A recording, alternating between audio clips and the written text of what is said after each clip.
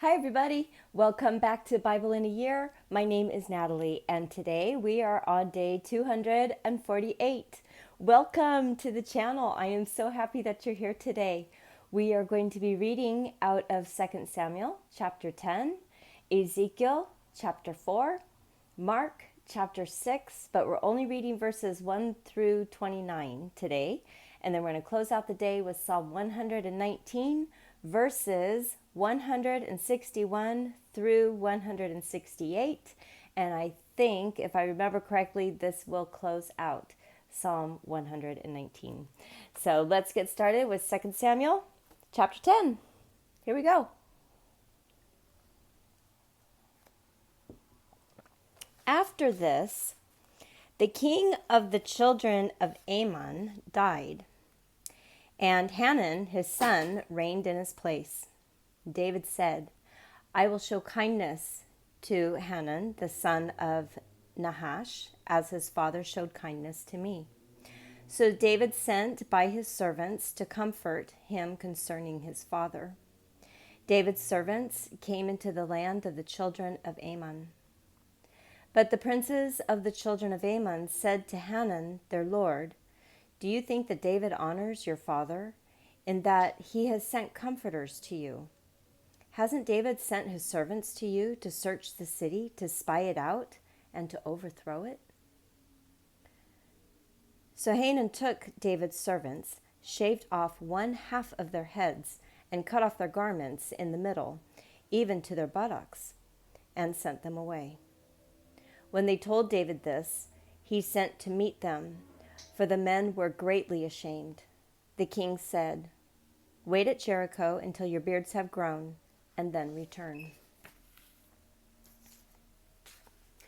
When the children of Ammon saw that they had become odious to David, the children of Ammon sent and hired the Syrians of Beth Rahab and the Syrians of Zobah, 20,000 footmen, and the king of Maacah with 1,000 men, and the men of Tob, 12,000 men. When David heard of it, he sent Joab and all the army of the mighty men.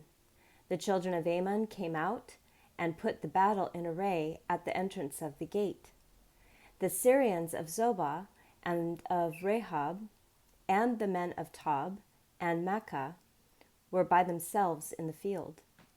Now when Joab saw that the battle was set against him before and behind, he chose of all the choice men of Israel and put them in array against the Syrians.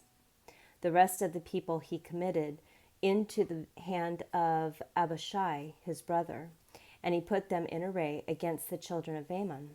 He said, If the Syrians are too strong for me, then you shall help me. But if the children of Ammon are too strong for you, then I will come and help you. Be courageous, and let's be strong for our people and for the cities of our God, and may Yahweh do what seems good to him. So Joab and the people who were with him came near to the battle against the Syrians, and they fled before him. When the children of Ammon saw that the Syrians had fled, they likewise fled before Abishai and entered into the city. Then Joab returned from the children of Ammon and came to Jerusalem. When the Syrians saw that they were defeated by Israel, they gathered themselves together. Hadadezer sent and brought out the Syrians who were beyond the river, and they came to Helam, with Shobach, the captain of the army of Hadadezer, at their head. David was told that, and he gathered all Israel together, passed over the Jordan, and came to Helam. The Syrians set themselves in array against David and fought with him. The Syrians fled before Israel, and David killed 700 charioteers of the Syrians and 40,000 horsemen, and struck Shobach, the captain of their army, so that he died there. When all the kings who were servants to Hadadezer saw that they were defeated before Israel, they made peace with Israel and served them. So the Syrians were afraid to help the children of Ammon anymore. I should say so. All right, Ezekiel chapter 4. It always strikes me how many men went to war, because I grew up in Sunday school, and when we talked about these things and we were shown the pictures, it was just maybe, 25, 50 men. And then I hear thousands upon thousands upon thousands. It just kind of blows me away every single time. All right, Ezekiel chapter 4. You also, son of man, take a tile and lay it before yourself, and portray on it a city, even Jerusalem. Lay siege against it, build forts against it, and cast up a mound against it. Also, set camps against it, and plant battering rams against it all around. Take for yourself an iron pan, and set it for a wall of iron between you and the city. Then set your face toward it. It will be besieged, and you shall lay siege against it. This shall be a sign to the house of Israel. Moreover, lie on your left side, and lay the iniquity of the house of Israel on it. According to the number of the days that you shall lie on it, you shall bear their iniquity. For I have appointed the years of their iniquity to be to you a number of days, even 390 days. So you shall bear the iniquity of the house of Israel. Again, when you have accomplished these, you shall lie on your right side, and shall bear the iniquity of the house of Judah. I have appointed 40 days, each day for a year to you. You shall set your face toward the siege of Jerusalem, with your arm uncovered, and you shall prophesy against it. Behold, I put ropes on you, and you shall not turn yourself from one side to the other until you have accomplished the days of your siege.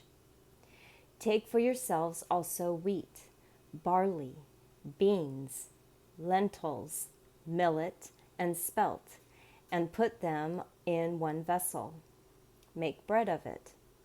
According to the number of the days that you shall lie on your side, even 390 days you shall eat it. Your food which you shall eat shall be by weight, 20 shekels a day. From time to time you shall eat it. You shall drink water by measure, the 1/6 part of a hin. From time to time you shall drink it. You shall eat it as barley cakes, and you shall bake it in their sight with dung that comes out of a man. Yahweh said, even thus will the children of Israel eat their bread unclean among the nations where I will drive them. And then I said, O Lord Yahweh, behold, my soul has not been polluted, for from my youth up even until now I have not eaten of that which dies of itself, or is torn from animals. No abominable meat has come into my mouth. And then he said to me, behold, I have given you cow's dung for man's dung, and you shall prepare your bread on it. Moreover, he said to me, Son of man, behold, I will break the staff of bread in Jerusalem. They will eat bread by weight and with fearfulness. They will drink water by measure and in dismay, that they may lack bread and water, be dismayed one with another, and pine away in their iniquity. Oh, man. That's awful. All right, Mark chapter 6, verses 1 through 29. Goodness sake, give us something here. And that's how it goes. Sometimes when we read the Bible, there's just some things that are just unnerving, and sometimes they don't really touch our heart as other scriptures do. So, but that's why it's important to read it all. We read it all, the good and the bad and the disgusting. All right. Yes, Noni. Chapter 6. Jesus went out from there, and he came into his own country, and his disciples followed him. When the Sabbath had come, he began to teach in the synagogue, and many hearing him were astonished, saying, "Where did this man get these things? And what is the wisdom that is given to this man, that such mighty works come about by his hands? Isn't this the carpenter, the son of Mary, and brother of James, Joseph, Judah, and Simon? Aren't his sisters here with us?" So they were offended at him. Jesus said to them, "A prophet is not without honor, except in his own country, and among his own relatives, and in his own house." He could do no mighty work there, except that he laid his hands on a few sick people and healed them. He marveled because of their unbelief. He went around the villages teaching. He called to himself the 12 and began to send them out 2 by 2, and he gave them authority over the unclean spirits. He commanded them that they should take nothing for their journey except a staff only, no bread, no wallet, no money in their purse, but to wear sandals and not put on 2 tunics. He said to them, "Wherever you enter into a house, stay there until you depart from there. Whoever will not receive you nor hear you as you depart from there, shake off the dust that is under your feet for a testimony against them. Assuredly, I tell you, it will be more tolerable for Sodom and Gomorrah in the day of judgment than for that city." They went out and preached that people should repent. They cast out many demons and anointed many with oil who were sick and healed them. King Herod heard this, for his name had become known, and he said, "John the Baptizer has risen from the dead, and therefore these powers are at work in him." But others said, "He is Elijah." And others said, "He is a prophet, or like one of the prophets." But Herod, when he heard this, said, "This is John, whom I beheaded. He has risen from the dead."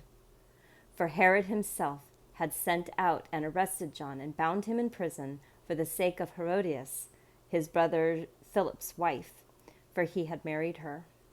For John had said to Herod, "It is not lawful for you to have your brother's wife."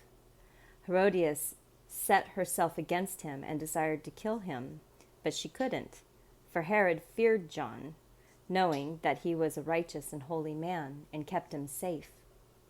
When he heard him, he did many things, and he heard him gladly. Then the convenient day came when Herod on his birthday made a supper for his nobles, the high officers, and the chief men of Galilee.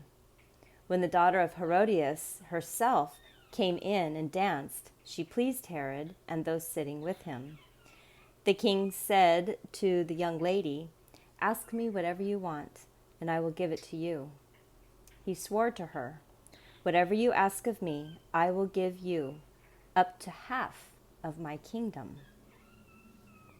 She went out and said to her mother, "What shall I ask?" And she said, "The head of John the Baptizer." She came in immediately with haste to the king and requested, "I want you to give me right now the head of John the Baptizer on a platter." The king was exceedingly sorry, but for the sake of his oaths and of his dinner guests, he didn't wish to refuse her. Immediately the king sent out a soldier of his guard and commanded to bring John's head, and he went and beheaded him in the prison, and brought his head on a platter, and gave it to the young lady, and the young lady gave it to her mother. When the disciples heard this, they came and took up his corpse and laid it in a tomb.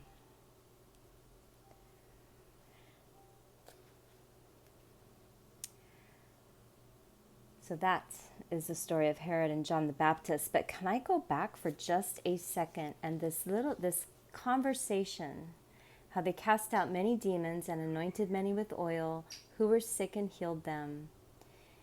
King Herod said it's John the Baptizer, but others said he is Elijah, and others said he is a prophet or like one of the prophets.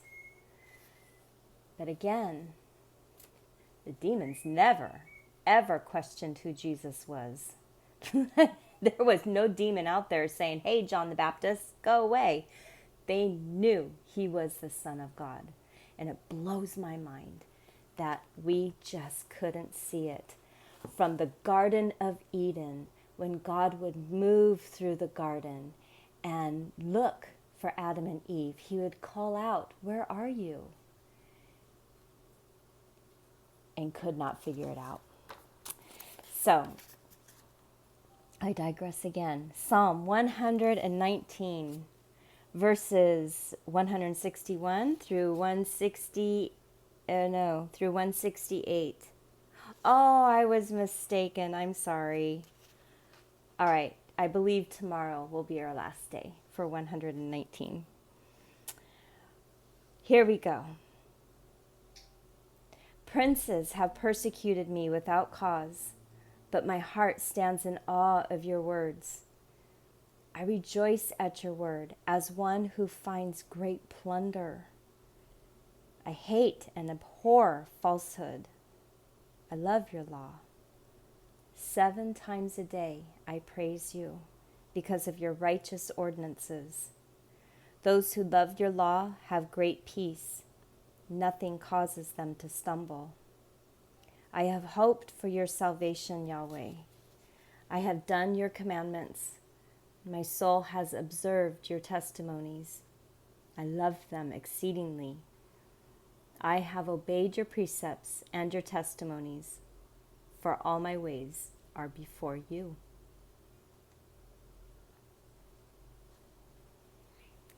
Which is exactly what he's looking for. He wants us. He wants relationship with us. And in the very, very early days, when he created us and we messed it up, and then we're out bouncing around on the earth, he set up laws and ordinances, but not to make us miserable. He set them up to keep us safe, to keep our mind healthy, to keep our heart innocent, to keep our body healthy and free from disease. He loves us as a father loves their children. Or shall I say, a parent or adult figure loves their children. And actually just like a touch more with that agape love. So anyways, I'm sorry. It's a little bit of a crazy day. This was a spontaneous reading for me, so I'm feeling chatty as if I have all the time in the world. And I'm just so happy that you stopped by. I wish that we were all sitting here just reading and having a discussion. It is a holiday weekend, and so there's a social element to it. I just hope that you all have the very best day today, and think about the words that we've read and how very much we are loved. And God never, ever, never, ever takes his eye off of us. He keeps waiting. He keeps waiting for each and every one of us to look up and say, all right, I give you my heart. Let's start this relationship today. He's still waiting. So, have a fantastic day, and I will see you tomorrow. Bye.